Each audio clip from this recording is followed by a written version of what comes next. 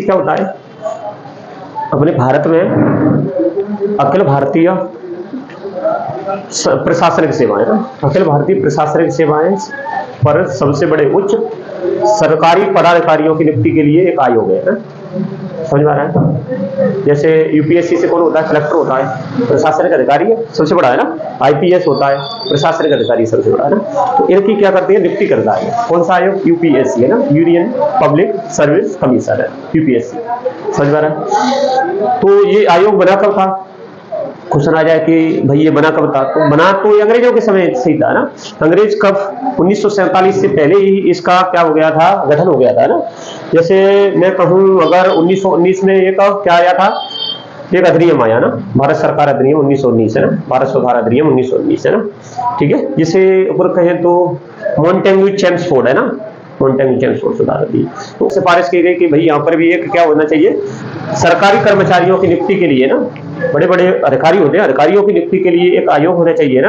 वो क्या कराएगा? परीक्षा कराएगा, परीक्षा करा करके उन सरकारी पदाधिकारियों की भर्ती करेगा, नियुक्ति नहीं ना, नियुक्ति तो राष्ट्रपति करता है। तो ऐसा का किस में आया? अधिनियम कौन सा था? 1919 का भारत सुधार अधिनियम है। फिर 1923 में एक आयोग बना, ली आयोग, ठीक है, ली आयोग है ना। ली आयोग ने सिफारिश कर दी और 1 अक्टूबर 1926 में संघ लोक सेवा आयोग बन गया, ठीक है। उस समय संघ नहीं जुड़ा था लेकिन लोक सेवा आयोग बन गया, ठीक है। फिर कब? 26 अक्टूबर 1950 को, 26 अक्टूबर 1950 को इसका पुनर्गठन हुआ ना, क्योंकि 1947 में अपना देश आजाद हो गया। आजाद होने के बाद 1949-50 में गणतंत्र भी हो गया था, स्वतंत्र हो गया, गणतंत्र भी हो गया। गणतंत्र का मतलब संविधान लागू हो गया था ना, तो गणतंत्र हो गया। फिर 26 अक्टूबर 1950 को है ना, 26 अक्टूबर 1950 को फिर से इसका पुनर्गठन हुआ। तब लोक सेवा आयोग, संघ लोक सेवा आयोग का गठन हुआ, ठीक है। उसमें संघ और जोड़ दिया। पहले लोक सेवा आयोग होता था, अब क्या बन गया? संघ लोक सेवा आयोग है ना। क्या करता है ये? अखिल भारतीय सार्वजनिक सेवाओं है ना, जिनमें पदाधिकारी हो ना, बड़े बड़े पदाधिकारी होते हैं, उच्च पदाधिकारियों की नियुक्ति करता है ना, ठीक है। प्रशासनिक अधिकारियों की नियुक्ति करता है ना, ठीक है। तो अभी चर्चा का विषय इसलिए बना हुआ है क्योंकि उसका जो अध्यक्ष है ना, अध्यक्ष ने त्याग पत्र दे दिया ना। अब किन कारणों से दे दिया ये तो खैर उन्होंने बताया नहीं, निजी कारणों से बताया कि भाई निजी कारणों से मैं इसमें क्या है, अब सेवा में सेवारत नहीं रहूंगा और इसीलिए त्याग पत्र देता हूं ना। लेकिन कुछ आलोचकों का कहना है, आलोचक मतलब जो क्रिटिसाइज करते हैं ना, कुछ आलोचकों का कहना है कि भाई अभी जो लोक सेवा आयोग जो आयोग है ना, उसकी निष्पक्षता और पारदर्शिता पर थोड़ा सा अपन कहें तो सवाल उठ रहे हैं, क्योंकि अभी ये पूजा खेड़कर नाम है, सुना है? तो पूजा खेड़कर जो है क्या है, अपन फर्जी सर्टिफिकेट बनवा करके विकलांगता का और ओबीसी का ना, ओबीसी का उसने फर्जी सर्टिफिकेट बनवाया और क्या हो गया? उसकी नियुक्ति हो गई है ना। दूसरा, उसने मेडिकल चेकअप नहीं करवाया। आयोग ने कई बार उससे कहा कि भाई मेडिकल अपना प्रमाण पत्र दो या मेडिकल की जांच करवाओ ना, तो उसने जांच नहीं करवाया, वो समय पर नहीं पहुंची। लेकिन बाद में फिर वो क्या, उसने किसी प्राइवेट है ना, निजी संस्थान से चिकित्सा प्रमाण पत्र लेकर के जांच करवा करके उस पर जमा करा है ना। तो सवाल उठता है ये चीजें मान्य कैसे हो गई है ना, सवाल ये उठता है मान्य कैसे हो गई, क्योंकि आयोग तो खुद का उसका मेडिकल रिपोर्ट खुद ही बनाता है, वो तो है ना, मेडिकल जांच खुद ही करता है। तो उसने क्या करा, बाहर से एक मेडिकल सर्टिफिकेट बनवाया और वहां पर जमा कर दिया, मान्य कैसे हो गया?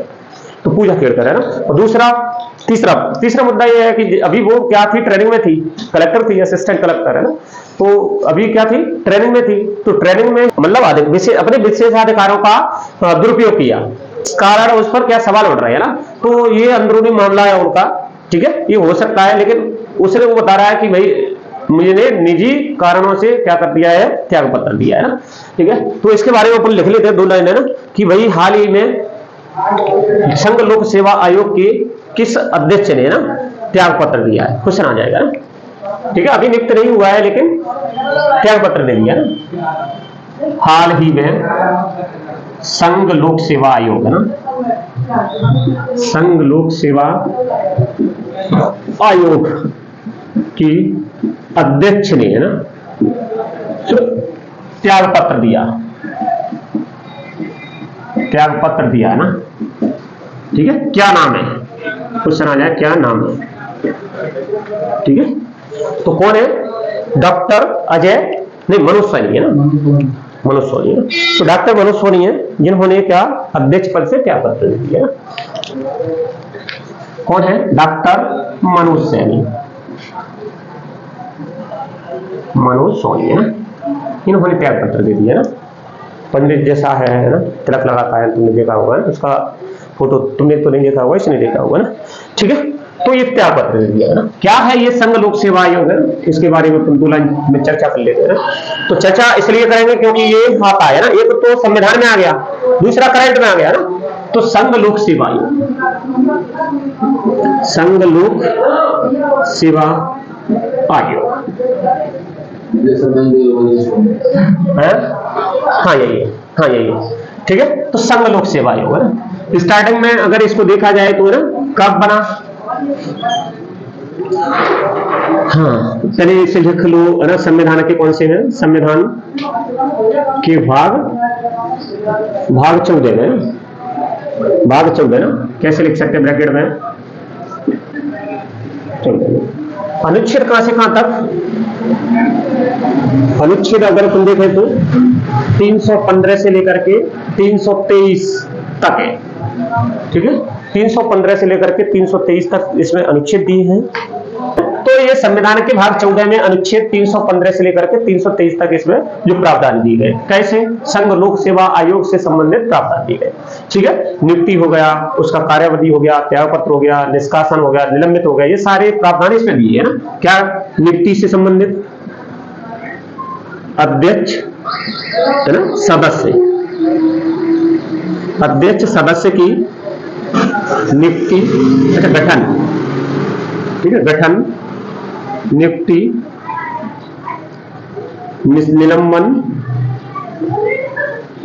निलंबन, निष्कासन, ठीक है, त्यागपत्र, ठीक है, कार्यावधि, ठीक है, कार्यावधि के बारे में प्रावधान है ना, के बारे में प्रावधान दिए। आगे समझ में? तो संविधान के कौन से अनुच्छेद में? अनुच्छेद 315 से लेकर के 323 तक के अनुच्छेद दिए हैं, जिसमें उसकी नियुक्ति कौन करेगा, ठीक है, इसका कार्यकाल कितने से कितने तक रहेगा, और इसका त्याग पत्र देगा तो किससे देगा, इसके अलावा इसे पद से हटाना, निष्कासित करना, निलंबन करना है ना, त्याग पत्र कार्य और शक्तियां आदि के बारे में विवरण दिया है ना यहाँ से। ठीक है, तो सबसे पहले ना संघ लोक सेवा आयोग, तो पहले क्या होता? संघ लोक सेवा आयोग नहीं था, पहले क्या था? लोक सेवा आयोग। ठीक है, तो लोक सेवा आयोग था तो अपन कहे तो बना कब था? लोक सेवा आयोग ये बना था अपना 1 अक्टूबर 1926 में बना था। ठीक है, 1923 में अपन कहे तो 1919 का पहले ले लो, 1919 का भारत सुधार अधिनियम है, भारत सुधार अधिनियम है। ठीक है, भारत सुधार अधिनियम में इसके मतलब अपन कहें तो इसका उल्लेख किया गया है ना कि भाई भारत में क्या होना चाहिए? एक लोक सेवा आयोग होना चाहिए, जैसे इंग्लैंड में होता है उसी प्रकार भारत में भी क्या होना चाहिए ना। ठीक है, फिर आगे 1923 में ना, 1923 में एक कमीशन बना, ली आयोग है ना, लॉर्ड ली। 1923 में लॉर्ड ली के नेतृत्व है ना, के नेतृत्व में क्या बना? एक रॉयल कमीशन बनाना,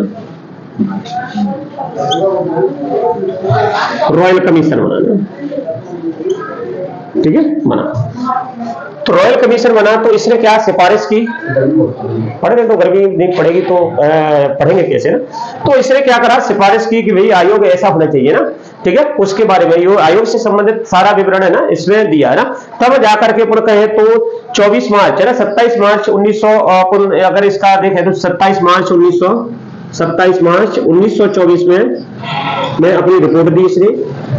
ठीक है, और अपन कहे तो 26 अक्टूबर या फिर 1 अक्टूबर है ना, 1 अक्टूबर 1926 में बना ना। ठीक है, फिर भारत अपना क्या है? देश स्वतंत्र हुआ। स्वतंत्र होने के बाद है ना, कब? 26 अक्टूबर 1950 को पुनर्गठन हुआ। ठीक है, पुनर्गठन हुआ ना। पुनर्गठन होकर के क्या बन गया? संघ लोक सेवा आयोग बन गया, संघ लोक सेवा आयोग। ठीक है, संघ लोक सेवा आयोग। ठीक है, इसके बारे में सारा कुछ पढ़ जाएगा, जो संविधान में जरूरत होती है ना वो सारा कुछ हो जाएगा ना। ठीक है, तो संघ लोक सेवा आयोग है। अब बात आती है ये करता क्या है ना, जैसा कि मैंने बताया कि भाई ये क्या करता है।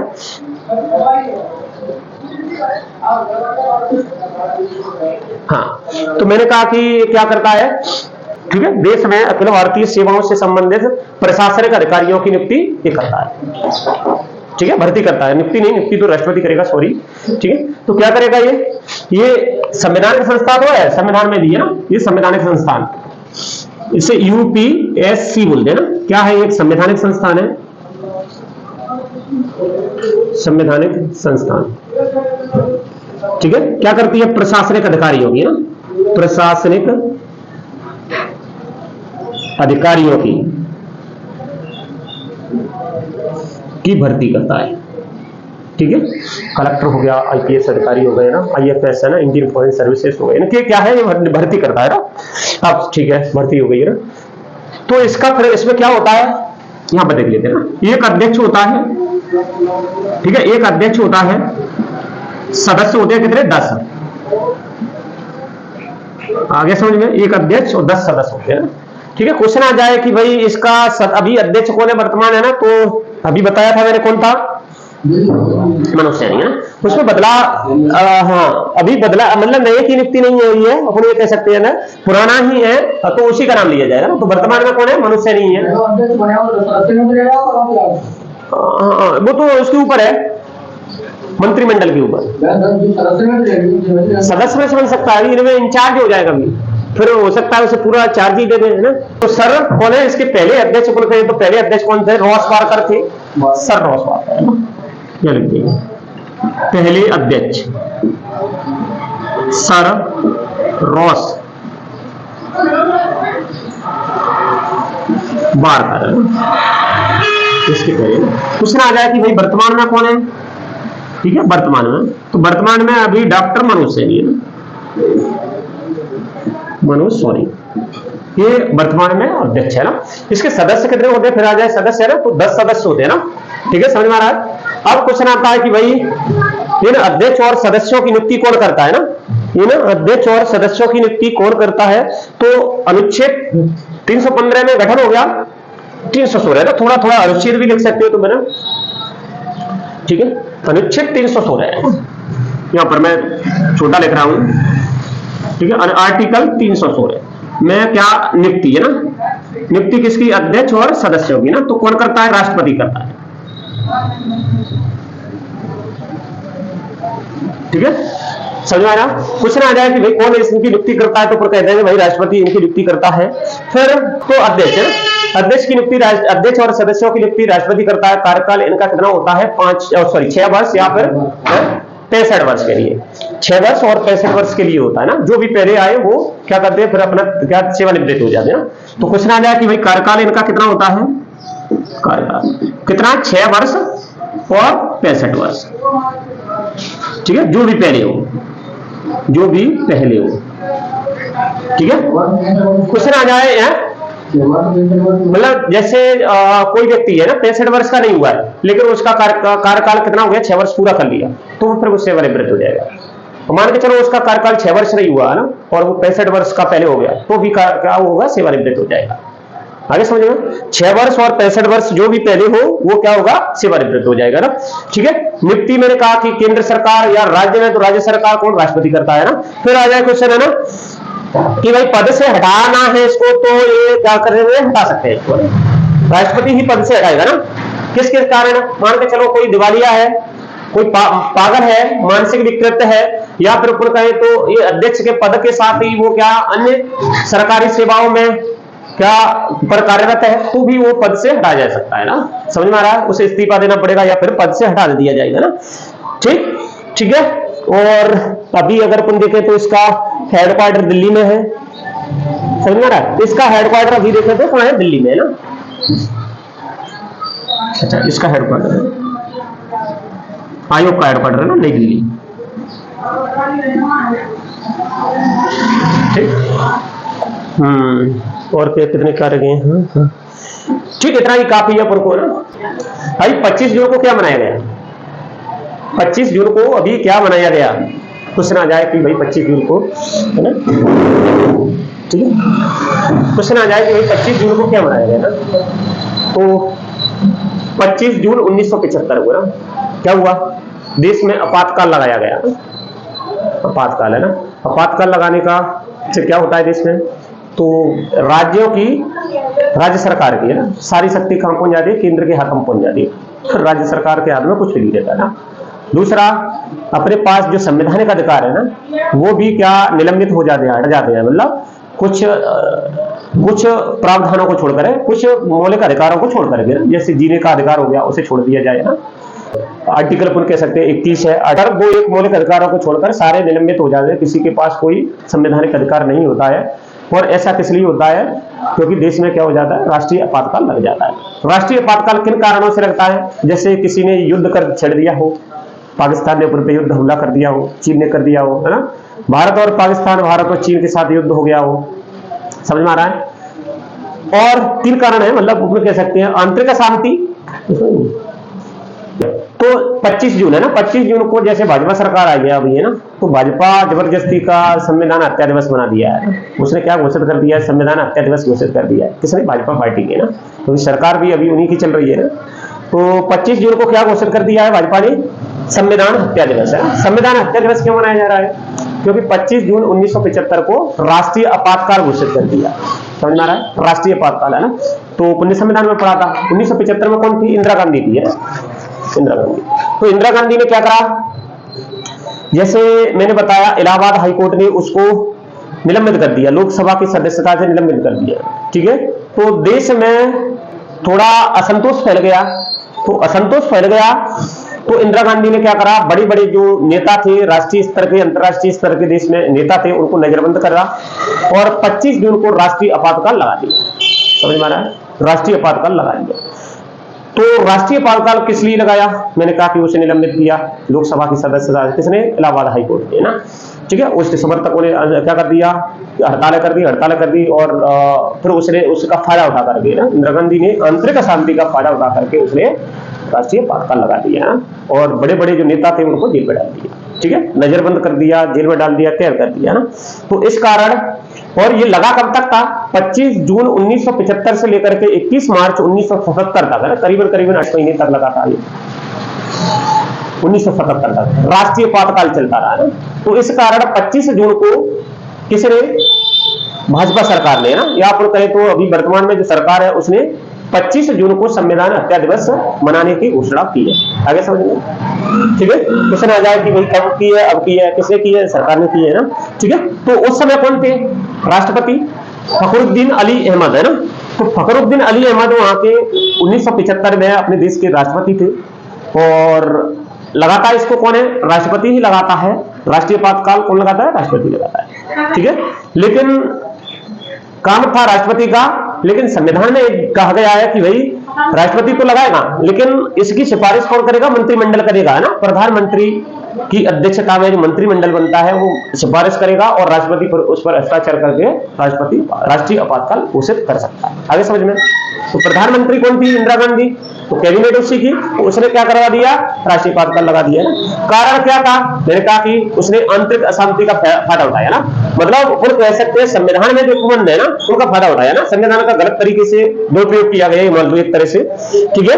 तो जैसा कि मैंने कहा कि राष्ट्रीय आपातकाल संविधान में उपबंध किए गए हैं, संविधान के भाग 18 में अनुच्छेद 352 से लेकर के 360 तक, है ना। थोड़ा सा राष्ट्रीय आपात के बारे में देखेंगे, राष्ट्रीय आपातकाल,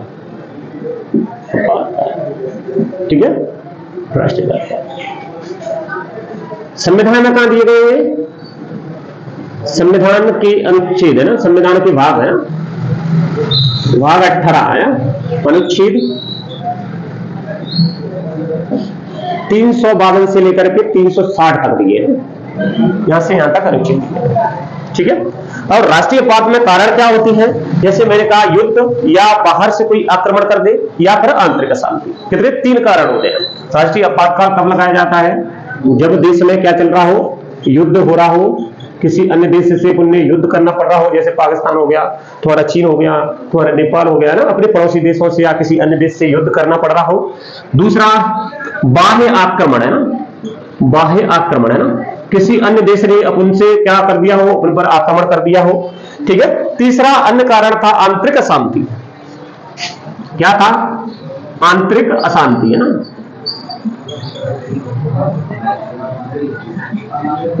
ये था ना। ठीक है। तो कौन से कारण के तहत इंदिरा गांधी ने लगाया? ये था।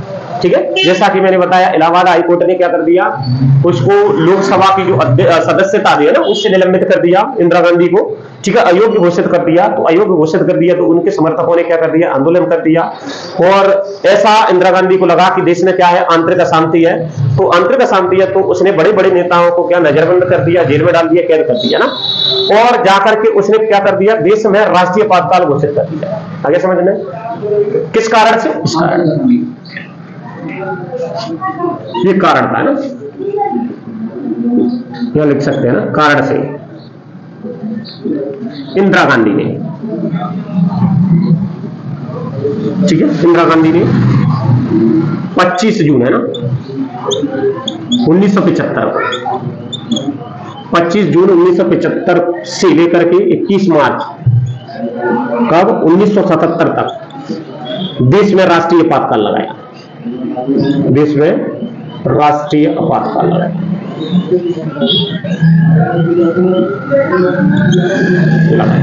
ठीक है।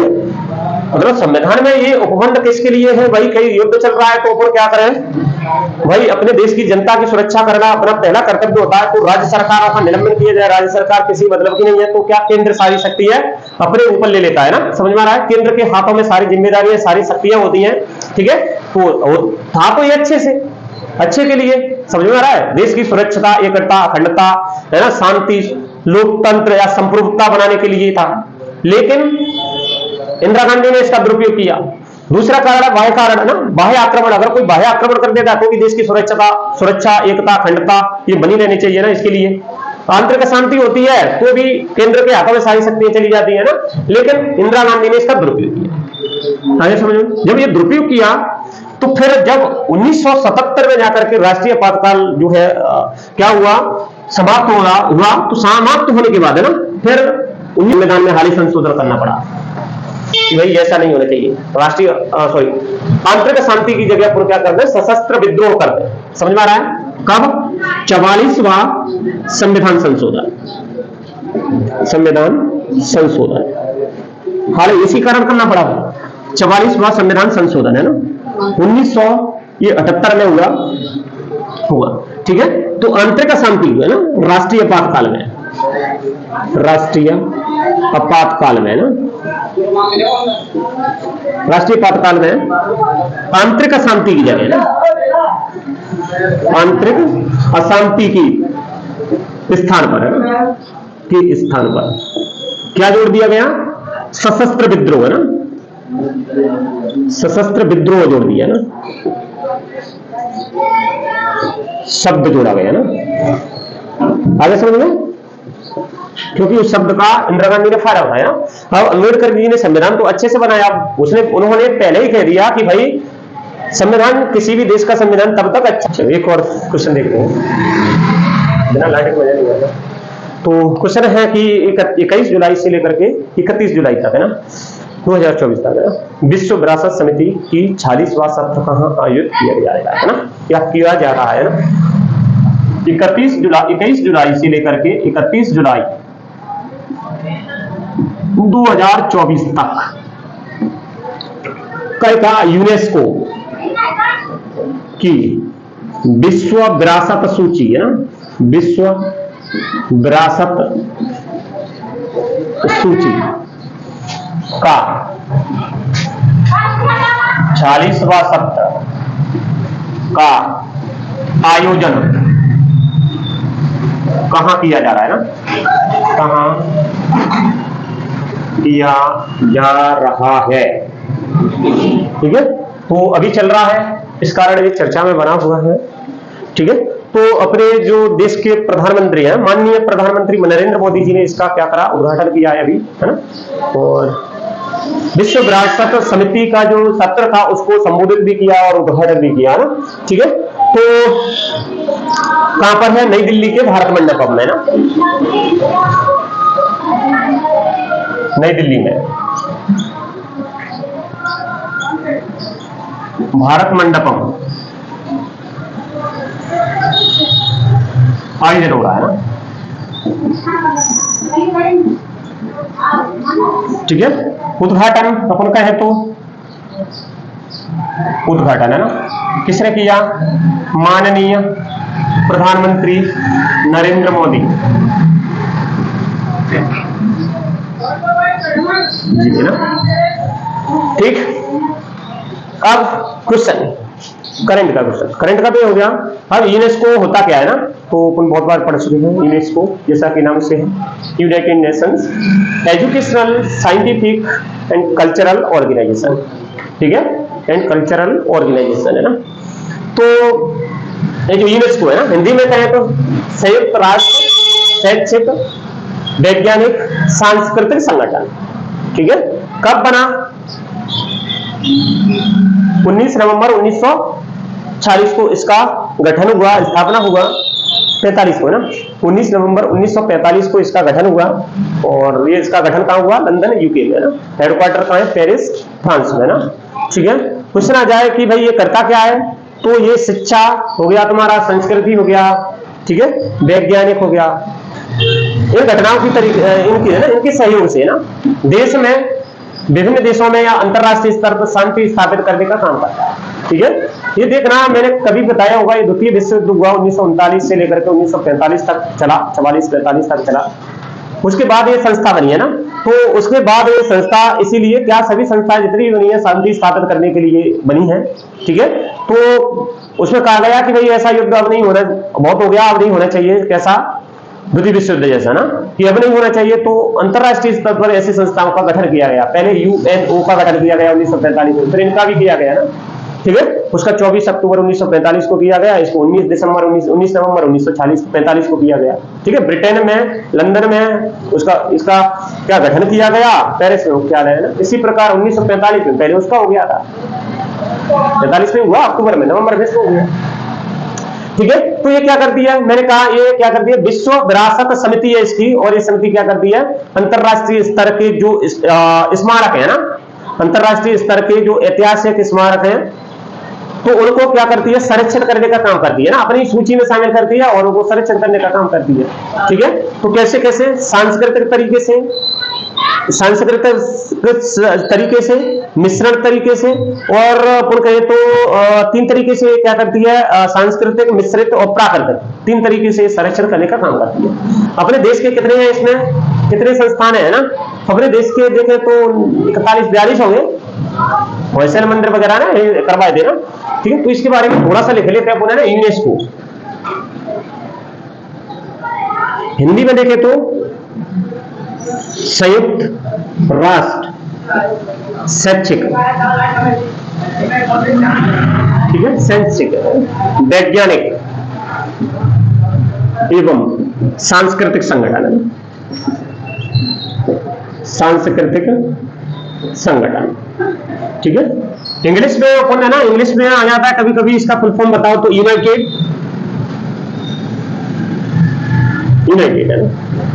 नेशन एजुकेशनल, साइंटिफिक है ना, साइंटिफिक है ना, एंड कल्चरल ऑर्गेनाइजेशन, ठीक है। इसकी स्थापना, जैसा कि मैंने बताया कि भाई इसकी स्थापना किस लिए हुई, क्या स्थापना कब हुई, तो मैंने कहा कि भाई 19 नवंबर है ना 1945 को है ना। कहां पर? लंदन है ना, लंदन कहां पर? यूके है ना, ब्रिटेन में इसका क्या स्थापना हुआ है ना, ठीक है। क्वेश्चन आ जाए कि भाई इसका हेडक्वार्टर कहां है? फ्रांस, पेरिस में, पेरिस फ्रांस में इसका क्या है? हेडक्वार्टर। क्वेश्चन आ जाए इसके सदस्य देश कितने हैं, तो इसके सदस्य देश है ना, जैसे हमने कहा कि भाई यूएनओ के सदस्य देश कितने हैं? 195 हैं, तो इसके भी 195 देश हैं और 8 सहयोगी देश है ना। 195 देश इसके सदस्य देश हैं, 8 सहयोगी देश है ना, 195 सदस्य देश और प्लस 8 सहयोगी देश, ठीक है, 8 सहयोगी। क्वेश्चन आ जाए कि भाई 195वां देश कौन सा है ना, तो कौन बता देंगे भाई फिलिस्तीन है ना। कौन सा है? फिलिस्तीन है ना, फिलिस्तीन है। ठीक है, क्वेश्चन आ जाए कि भाई 195वां देश कौन सा है, तो है ना फिलिस्तीन।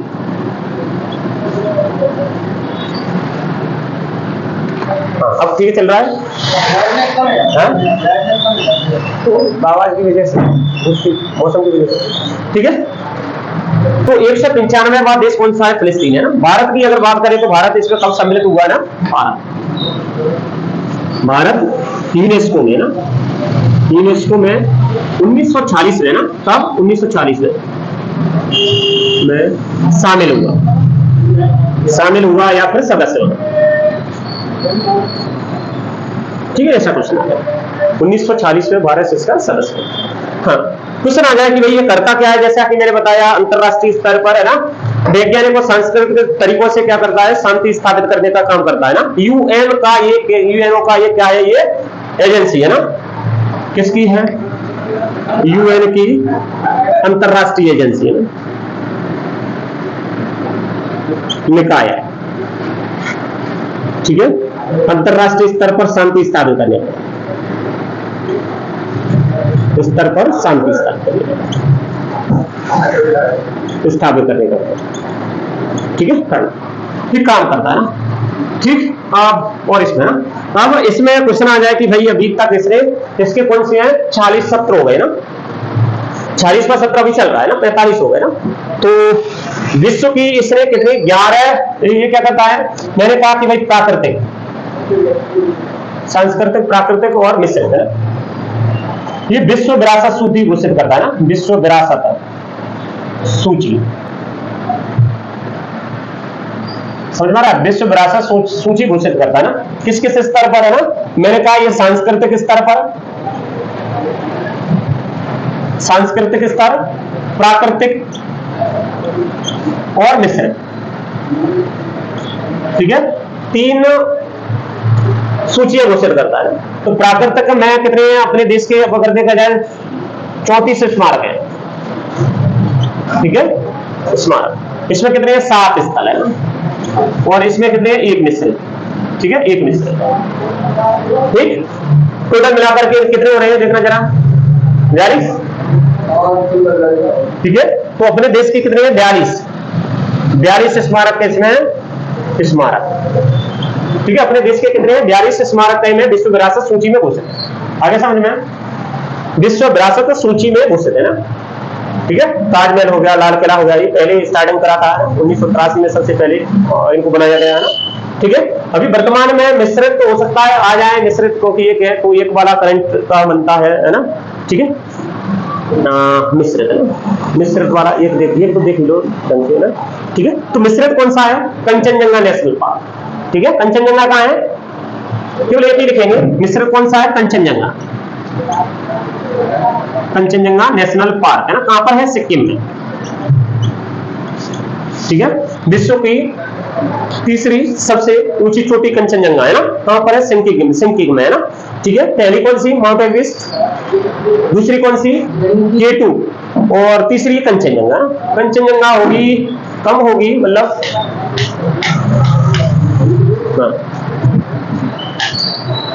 ठीक, कंचनजंगा मतलब ओपन करें तो 5800 कुछ है, क्योंकि 8848 तो वही है, 5000 नहीं 6100 कुछ है, मतलब 6100 के करीबन है। ठीक है, तीसरी सबसे ऊंची चोटी।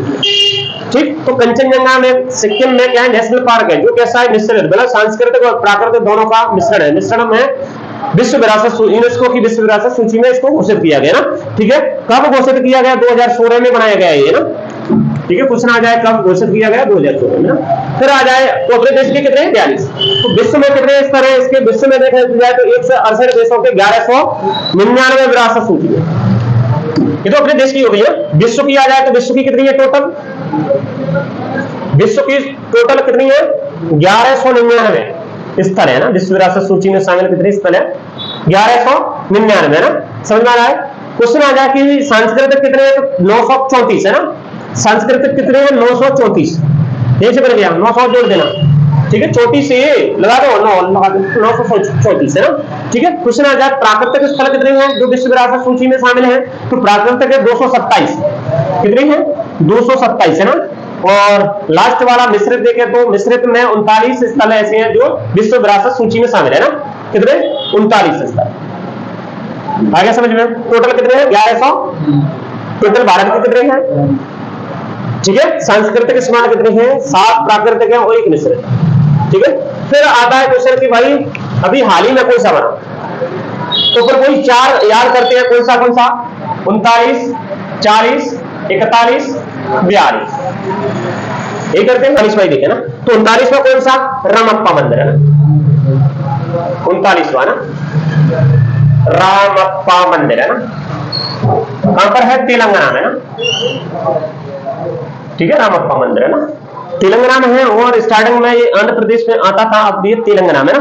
से रुद्रेश्वर मंदिर भी बोलते हैं ना, रुद्रेश्वर मंदिर भी बोलते हैं। जैसे मैंने कहा कि भाई ये काकतीय साम्राज्य में बना था, ठीक है।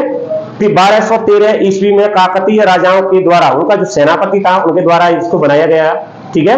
बनाया किसने, इसका निर्माण करता रामप्पा था ना, तो रामप्पा था तो रामप्पा के नाम से रामप्पा मंदिर हो गया।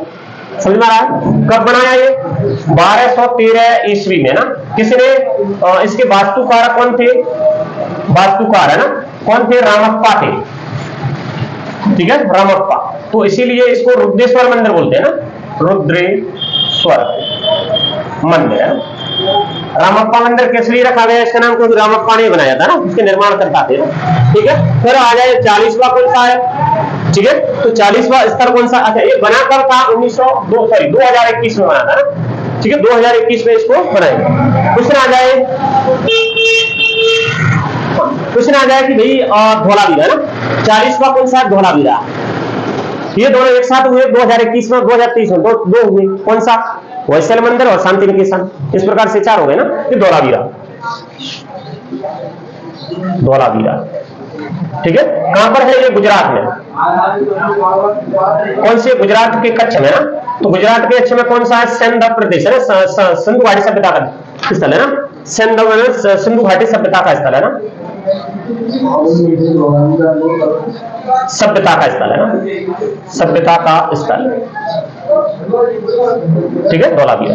ये कहीं के लिए प्रसिद्ध है। एक तो यहाँ पर अपन कहे तो 3 प्रकार के यहाँ पर बस्तियां होती थी ना, दुर्ग हो गया, निचला दुर्ग हो गया, ऊपरा दुर्ग हो गया ना, इस प्रकार 3 प्रकार से शहर बटा हुआ था। वो ये कह सकते हैं हड़प्पा सभ्यता का ये सबसे दूसरा या तीसरा स्थल होगा, ठीक है। ये स्थल कैसा था, 3 शहरों में बटा हुआ था ना, ऊपरा दुर्ग, निचला और दुर्ग है ना, ऐसे बटा हुआ था ना, ठीक है। तो पूरे कह सकते हैं ये जल प्रबंधन प्रणाली, इसमें यहाँ पर महत्वपूर्ण क्या है, जल प्रबंधन प्रणाली महत्वपूर्ण है ना, ठीक है। यहाँ की महत्वपूर्ण थी है ना, ठीक है। अब 41 वाला, अब 41 वाला कौन सा था, मैंने कहा 41 वाला अपन कहे तो कर्नाटक का वैशाल मंदिर आ गया,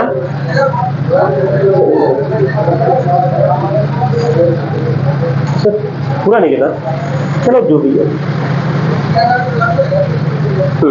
41वां, 41वां कौन सा आ जाएगा, शांति निकेतन। अब आ जाए 41वां कौन सा हो गया, शांति निकेतन।